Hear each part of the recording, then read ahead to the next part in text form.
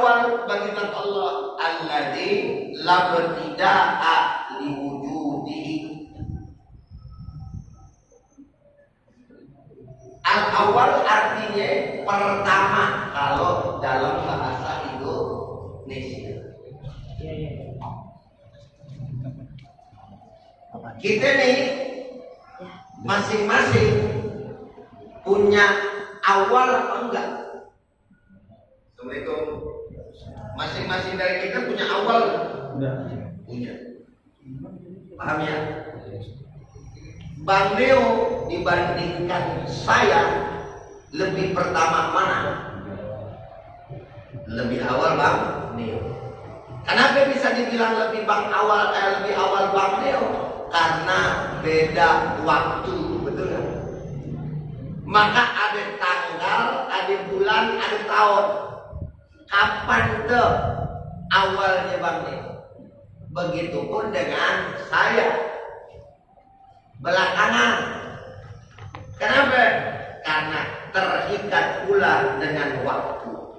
Maka manusia ataupun makhluk dia punya sifat awal, artinya pertama, tetapi sifat awalnya makhluk berbeda dengan sifat awalnya Allah Subhanahu wa ta'ala. Karena sifat awal bagi Allah la ibtida'a li wujudihi, tidak ada permulaannya bagi keberadaan zat Allah. Assalamualaikum. Paham nggak kira-kira? Jadi pertamanya Allah la ibtida'a li wujudihi, tidak ada permulaannya bagi keberadaan Allah. Falam yasbiq wujudahu ta'ala adam, maka tidak didahului bagi zatnya Allah Ta'ala itu keberadaannya Allah Ta'ala dengan ketiadaan. Sebelum saya Bang Leo udah ada, Bang Mumuk udah dulu anak, RT udah dulu anak, kan gitu ya. Udah tinggal di Andong, di Alosor. Ujai kemana Ujai? Tiada. Maka ada 15 Maret 1983 muncul tuh Ujai. Keberadaan Ujai sebelum 15 Maret 1983 belum ada. Jadi kita keberadaannya didahului oleh ketiadaan. Paham gak kira-kira? Sedangkan zat Allah tidaklah didahului oleh ketiadaan. Yang harus kita paham tentang makna apa tadi? Al-awwal. Nah yang menarik yang harus kita juga perhatikan, wa bimaknahu, dan yang semakna dengan al-awwal. Jadi kata al-awwal dengan al-qidam dengan al-qadim sama. Jadi ada al-awwal, dia benar al-awwal, al-awwal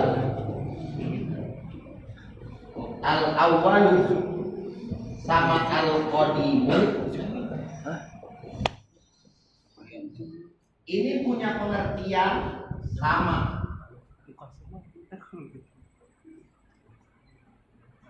Al-awwal pertama, al-qadimu terdahulu secara bahasa.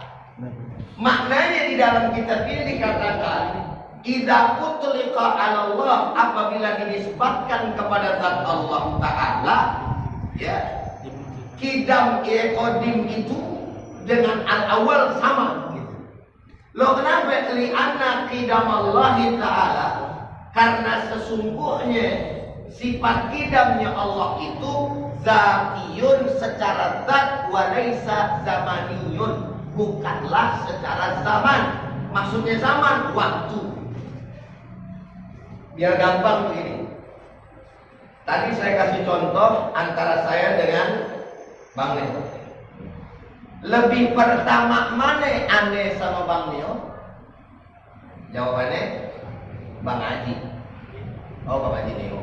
Ya, kemudian Bang Haji yang lain, ya. Maka udah otomatis lebih awal bang nih. Yo, atau bang Haji nih. Kalau saya tanya lebih duluan mana aneh sama bang Haji nih? Assalamualaikum. Woi. Lebih dahulu mana teh? Ya iya bang Haji nih. Berarti katanya sama nggak? Lebih awal ambil lebih dulu sama nggak maksud mana ini? Nah itu maksudnya. Paham ya? Jadi secara makna sama. Tetapi bagi Allah Subhanahu wa taala makna terdahulunya dan makna awalnya tidaklah terikat dengan waktu sebagaimana terdahulu dan awalnya manusia atau makhluk. Maka makna al-awwal dan makna al-qadim di dalam kitab ini disampaikan punya makna yang sama. Tetapi sekali lagi bagi zat Allah. Apa yang makna yang sama bagi zat Allah? Allah itu al-awwalnya, al-qadimnya secara zat bukan secara zaman. Sedangkan makhluk awal terdahulu itu terikat dengan zaman. Itu maksudnya gitu.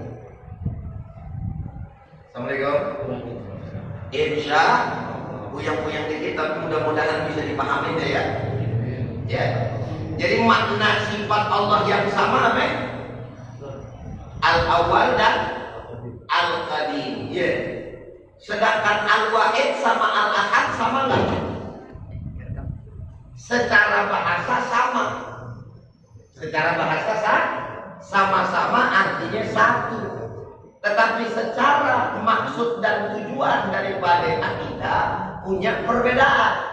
Kalau al-wahid tadi bicaranya Allah Esa tanpa ada syarikat, tanpa ada sekutu baginya. Sedangkan bicara ahad yang dimaksud adalah Allah tidak terbagi daripada bagian-bagian.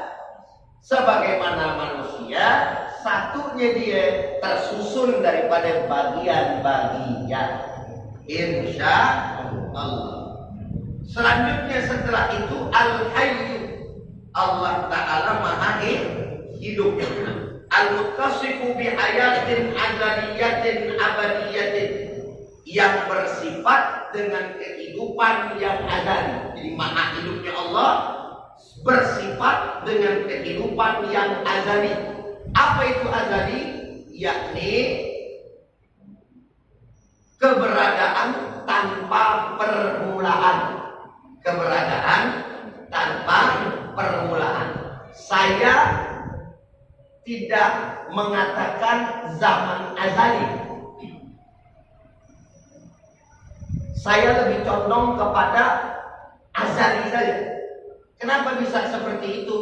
Karena kalau bicara zaman azali berarti zaman namanya. Zaman itu apa tadi? Berarti yang dimaksud dengan zaman berkaitan dengan waktu apa enggak? Kan gitu ya. Sedangkan pada azali belum ada waktu. Pada azali belum ada waktu. Maka bagaimana bisa mungkin dikatakan zaman azali padahal pada azali tidak ada waktu. Maka azali diartikan sebagai satu keberadaan tanpa permulaan. Itu yang namanya azali. Abadiyah, ya ini juga abadi. Apa yang abadi? Sifat hidupnya Allah Subhanahu wa taala.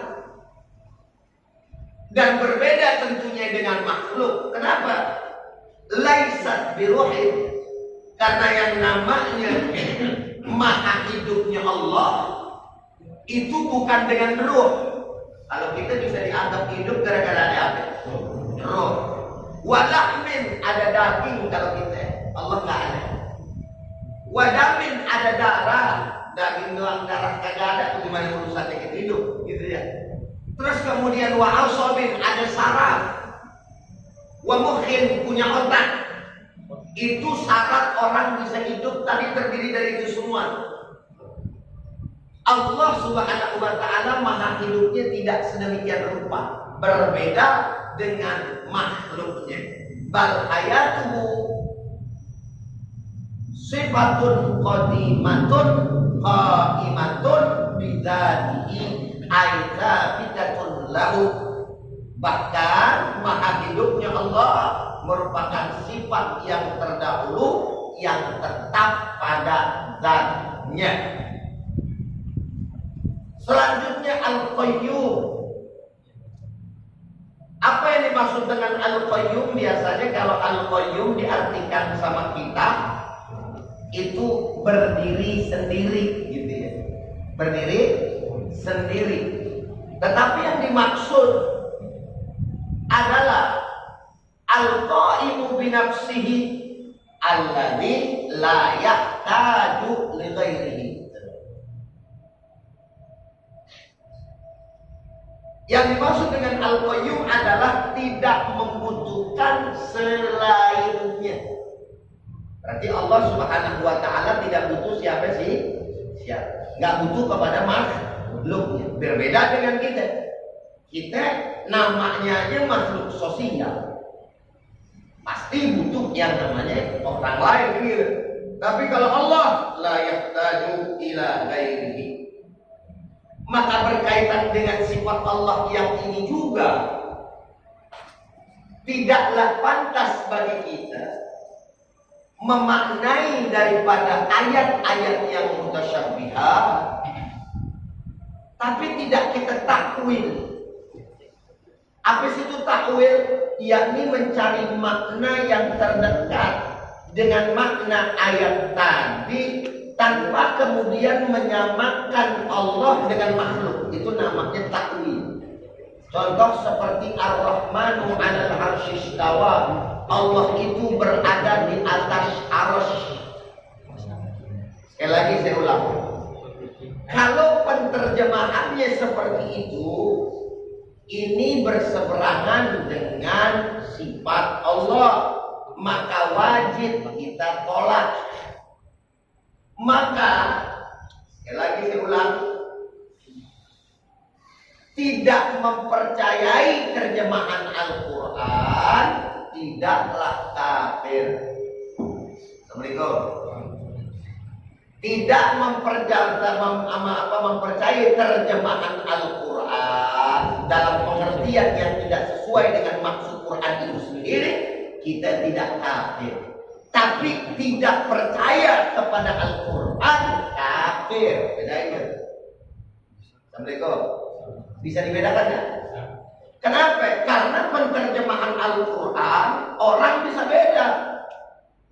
Makanya ketika ada orang Wahabi mengatakan, ente bagaimana? Allah yang mengatakan bahwa Ar-Rahmanu 'alal 'arsy istawa. Allah itu ada di atas arsy. Ini Al-Quran bro. Ente gak percaya kepada Al-Quran? Biasanya kan kita gitu. Maka kita jawab, gua bukan gak percaya sama Quran. Gua gak percaya, anak tidak percaya dengan penterjemahan Al-Quran versi ente. Gitu. Jelas gak sampai di sini kira-kira? Karena Anda memahami daripada ayat itu bukan seperti apa yang ente pahami. Sebab ketika dipahami Ar-Rahmanu 'alal 'arsy istawa, Allah itu ada di atas arsy, berarti Allah butuh arsy. Assalamualaikum. Paham gak kira-kira? Sedangkan tadi Allah itu Al-Qayyum punya sifat. La yahtaju ila ghairihi, tidak membutuhkan kepada selainnya. Apa selainnya? Ya makhluk yang Allah ciptai. Sedangkan yang namanya arsy pun makhluk Allah. Segala sesuatu yang namanya makhluk itu dinamakan juga jisim, punya yang namanya ukuran. Sebesar-besarnya yang namanya arsy itu punya ukuran. Dan memang benar, arsy itu adalah makhluk Allah yang paling besar. Yang paling kecil itu dzarrah namanya. Di dalam kitab ini apa yang dinamakan dengan dzarrah? Dzarrah itu salah satunya dikatakan sebagaimana kita melihat debu yang masuk lewat ventilasi jendela kita di siang hari yang terkena dengan sinar, kan kita ngelihat tuh debu-debu itu bertebaran karena ada di situ.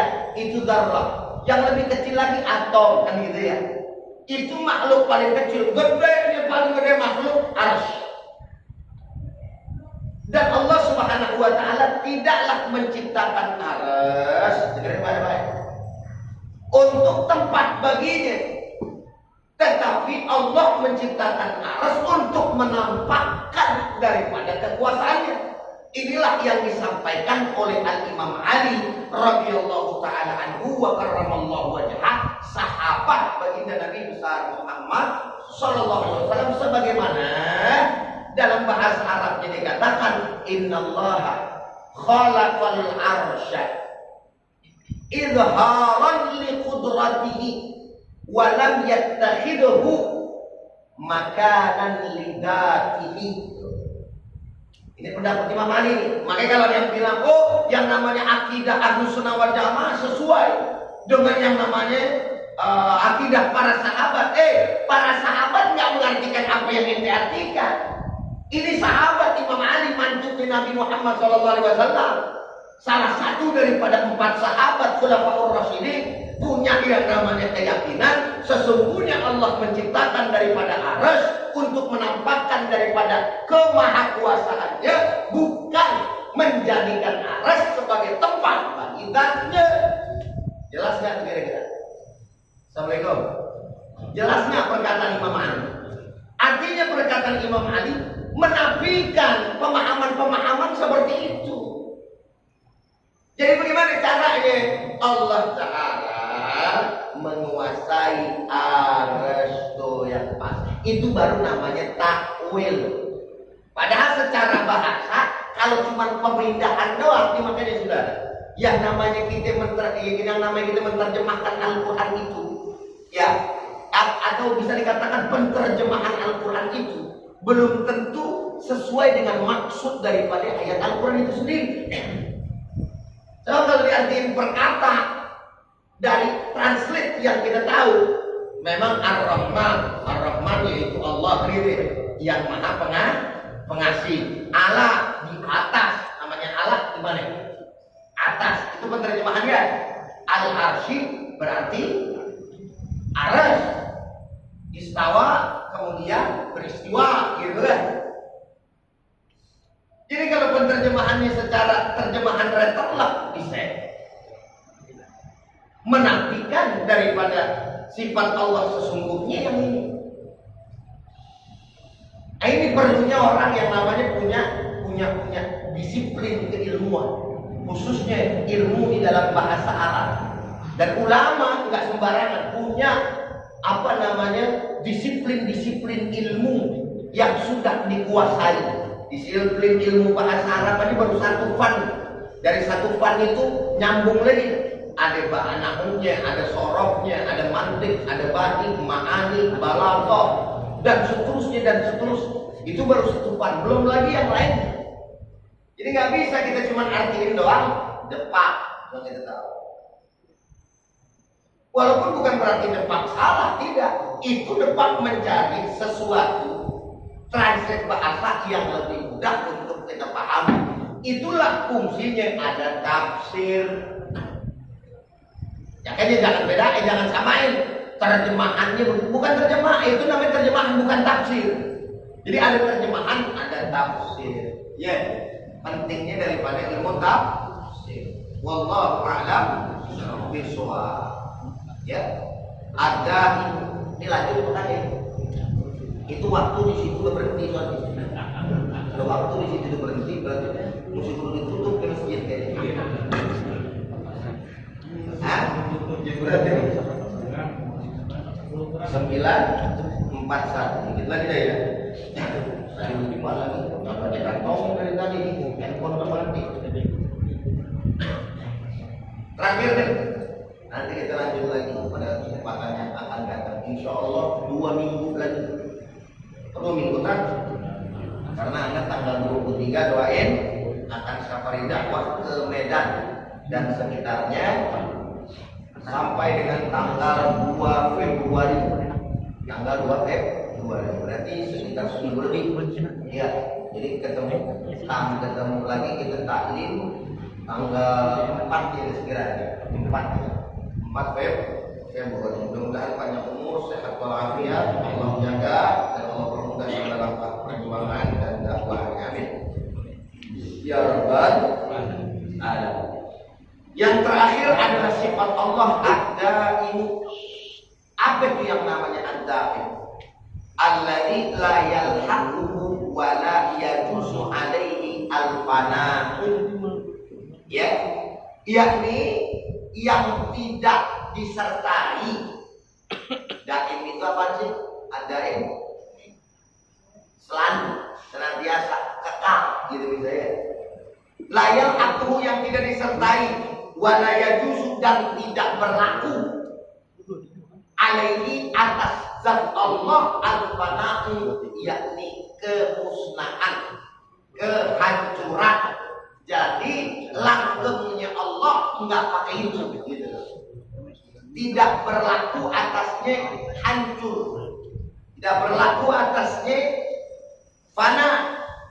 Li'annal fana'a, karena sesungguhnya sifat fana yastahilu alaihi, mustahil atas Allah subhanahu wa ta'ala aqlan, secara akal.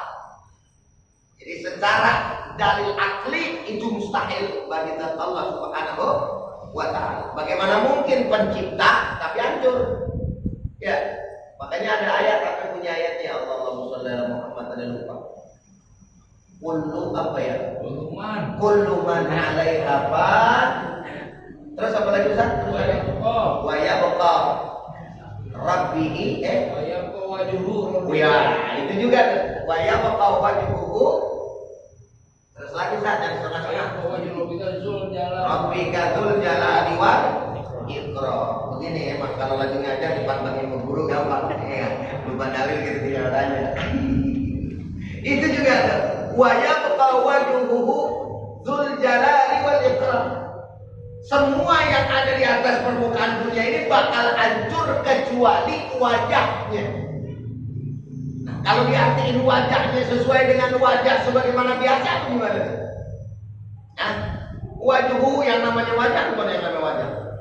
Ini wajah kan? Itu kan namanya persamaan antara makhluk dengan Allah tuh. Ini namanya ayat mutasyabbihat. Maka ulama kemudian mengatakan yang dimaksud dengan wajhuhu ay al-mulkuhu gitu. Ay mulkuhu.